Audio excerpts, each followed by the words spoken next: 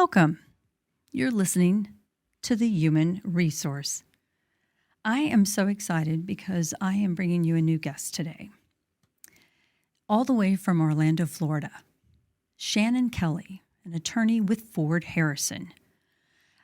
She got my attention with a recent paper and blog that she wrote, and I picked up the phone. I sent her an email, picked up the phone, and said, okay, she's coming on. I've got to have her on. We're going to go back to the new guidance just issued out by the EEOC on redefining a hostile work environment. And Shannon, I am so glad you can make it today. Thank you so much for being here. Oh, thank you, Pandy. It's really my pleasure. Now, what motivated you to write that paper? Well, obviously there's a lot of new legal guidance coming out on a fairly fast pace in the last few months.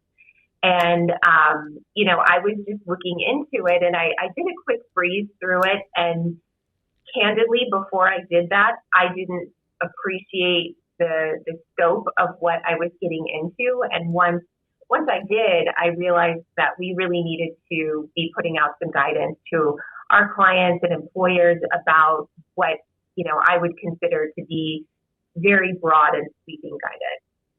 Now, how important is, because I've got viewers all over the country and they're all different sizes, and I still hear, and I'm sure you do too, oh, we're too small, we don't have to worry about that. But this kind of guidance refers to everyone. Well, so it is being put out by the EEOC, and it's basically a roadmap, I think, for what the EEOC is going to be, the standards they're going to hold employers to when they are investigating charges of discrimination. So if we're talking about Title VII and, the ADA and other federal laws, that really applies to all employers that have more than 15 employees. So it gets to a pretty small, employer. And quite frankly, plausible deniability doesn't work. Employers need to start paying attention. And you and I, in our pre-interview, we were talking about there are so many details that in this new guidance, we even identified that there are new terms that individuals need to be looking at. So if you wouldn't mind, just start with the new details, the new points that they're trying to bring up, and then we'll go into maybe some new terms that they need to be aware of. Sure.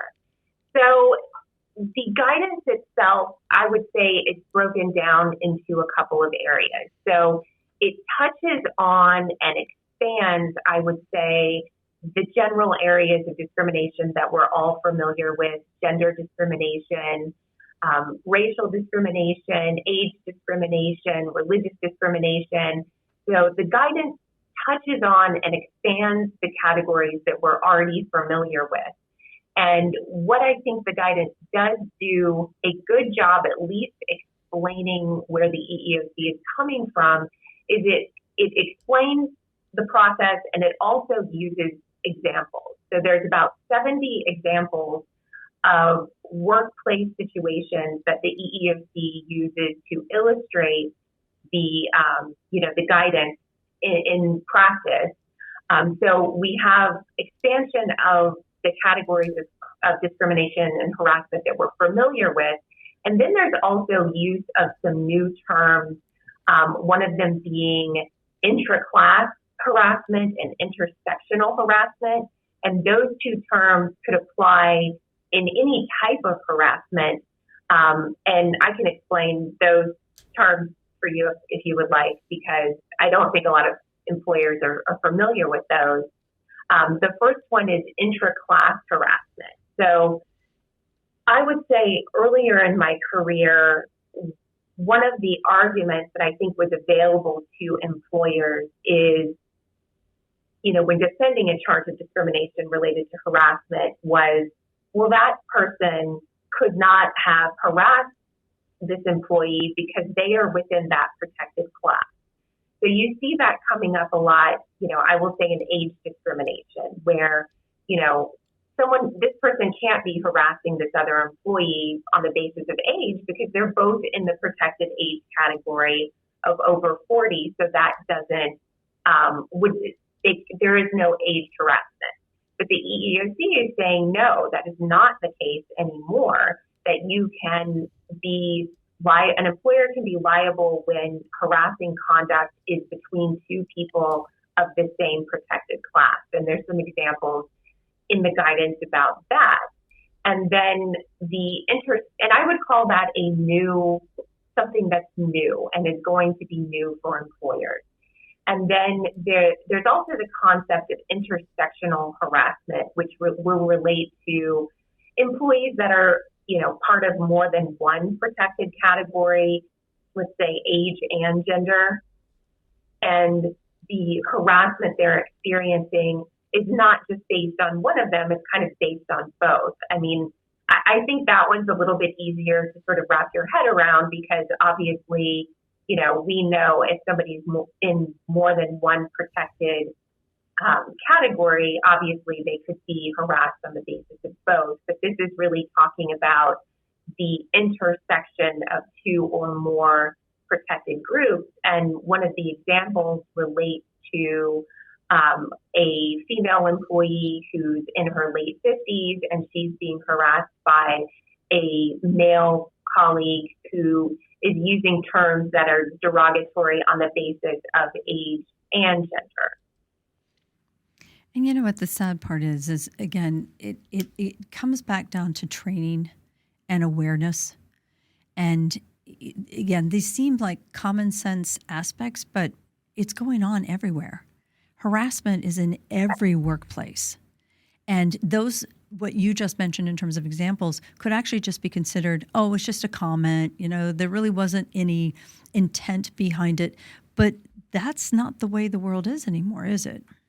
No. And, even in some of these examples, there are, comments that the EEOC is going to be looking at as harassment that I think most employers have historically dismissed as horseplay or joking. One of the comments I noticed in one of the examples particular to age is, a comment like, we need people with some more energy here and, we're looking for go-getters. And, those are just comments that people make all the time. And, in addition to, talking about guidance related to these specific comments, the EEOC has really put an onus on employers to really look at their harassment policies and to make sure that they are working in practice as they should according to this new guidance, because it's making it more difficult. Because historically, employers have been able to rely in litigation on the fact that they have a policy. And this guidance goes even further and it tells employers what the policy needs to say, how your complaint process must work, and things that employers really have to have in place for that defense to be available to them. And one of the examples that really resonated with me related to policy obligations that employers have is there's an example of an employee who was being harassed and by a supervisor. And I think the example takes place in the context of a restaurant. So an employee is being harassed by one of the restaurant managers.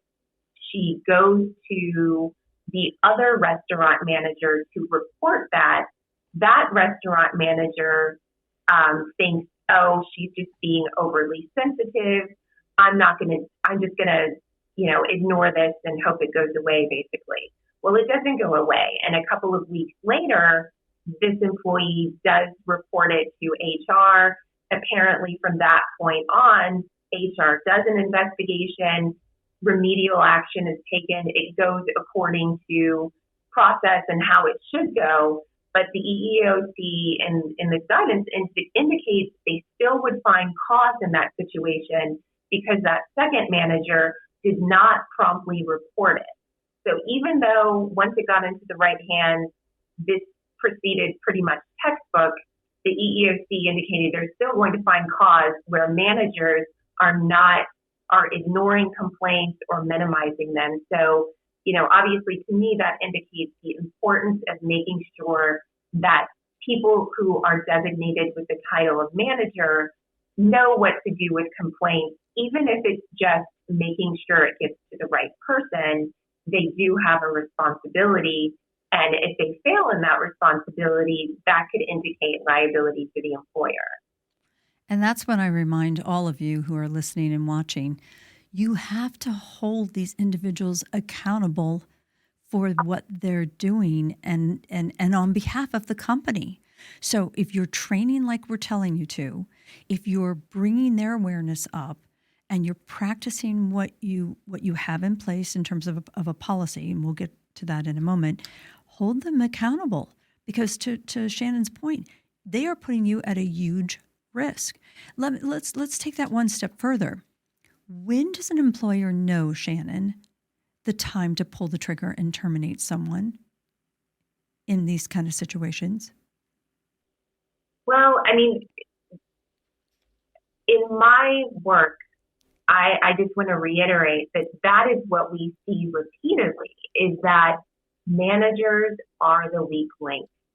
If something filters to HR, they typically know what to do with it. But if it's not getting to the right people, that is a huge liability. And, I think managers are just pulled in all different directions constantly. And, a lot of times people are managing people they used to work with. So you have somebody that's newly promoted into a position of, authority, someone who can bind the corporation and their actions are considered actions of the corporation, and the corporation may be liable. It's very important, and I just repeatedly see that it's just not done, that managers have because typically people are promoted is because they're good at their job. They're not necessarily promoted because they're good managers. It's a skill that has to be learned, and there needs to be investment in making sure that people have that skill. And if you don't, employers definitely will reap the consequences of that. And, knowing when it's time to pull the trigger is, you as a company, you need to, if you have given people those tools to succeed and you realize that they're not the right person to be in that position, you really do need to take action because, it doesn't, you obviously have to take a critical eye as an employer. Have I given them the tools to succeed? Do they have this knowledge? And if they don't, then you need to get it to them. And if they do, then you need to put someone else in that position. And, that goes to really looking at, are we promoting people who are good managers or have the skills to become good managers with our help? And, that's what's so interesting is that we tend to terminate the lower level individuals so quickly and seldom hold accountable that middle level. But again, going back to your earlier comment, you start with your policy, and your policy has to be firm. If you haven't had your handbook reviewed, if you have not had your harassment policy reviewed in the past year, it is without a doubt, I can tell you right now, it's probably not compliant. And that in itself will put you into a world of hurt. So, Shannon, very quickly, what should an individual company do tomorrow? After listening to this podcast, what are the things that they should be doing tomorrow? I definitely second having your employee handbook updated. And, this guidance makes it very clear certain things that must be in a harassment policy to make sure that it is considered sufficient to avail yourself of any legal defenses associated with having a harassment policy.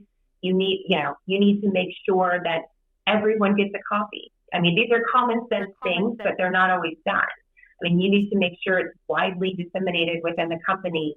You need to make sure it's in a format that people can understand. If you have a multilingual workforce, you need to make sure that people are getting this policy, how they can understand it. Yeah, good point. It's an imperative that the policy contain language that supervisors must report and deal with harassment concerns that they are aware of.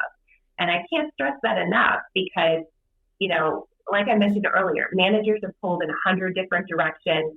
They hear something, somebody has a complaint, they want to minimize it, they don't want to disrupt the workflow, but they must bring it to someone who can handle the complaint.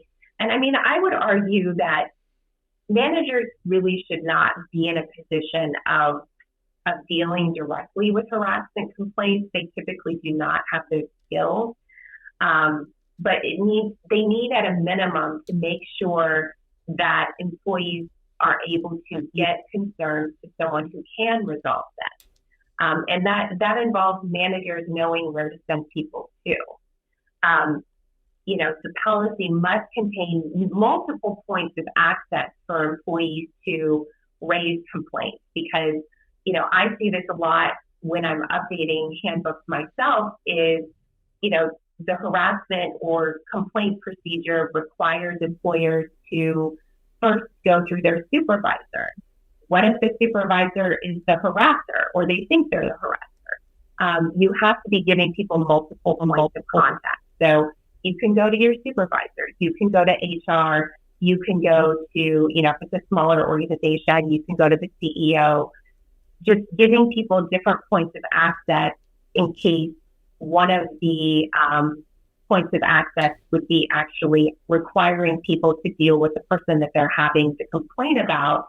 I think you can still keep in a policy that obviously in a perfect world, it's good if people can talk things out, but you really shouldn't be requiring that, and you need to give people different points of access. And you really also need to be, making sure that you actually have a complaint procedure in your policy about, that the company or the organization will investigate complaints of harassment or discrimination and keep them confidential to the extent possible, and also an anti-retaliation provision. And it also needs to, you really need to, in addition to having a policy, you really need to train your employees on your policy, because a lot of times employers will use off-the-shelf sort of harassment training, which is fine, but I think there also needs to be, direction and training that's specific to your organization about how these issues are handled in the organization itself. I am so thrilled that you brought that up, because over and over again, they've heard me say, you need to be literally face-to-face, having those conversations, listen to what they're saying, find out, learn more about what they're experiencing, because only then will you truly know what's going on in your company. They're the eyes and ears of the company, the boots on the ground. And 90% of HR is happening right there with that group. Shannon, thank you so much for coming on today. Again, this is Shannon Kelly, a partner with Ford Harrison. How can they reach you, Shannon, if they have any questions or would like to learn more? Well, I'm going to give you my email address. It's skelly@fordharrison.com, and it's SKELLY@fordharrison.com. It's been my pleasure. We could talk a long time about this. We could. It went very, very smoothly. And again, if you have trouble with the email, just reach out to the station or reach out to me. We will make sure that you get in contact with Shannon, and we will have Shannon back when she writes another great blog. And I have to email her again so that she can come back here to the human resource. Thanks for listening. Take care.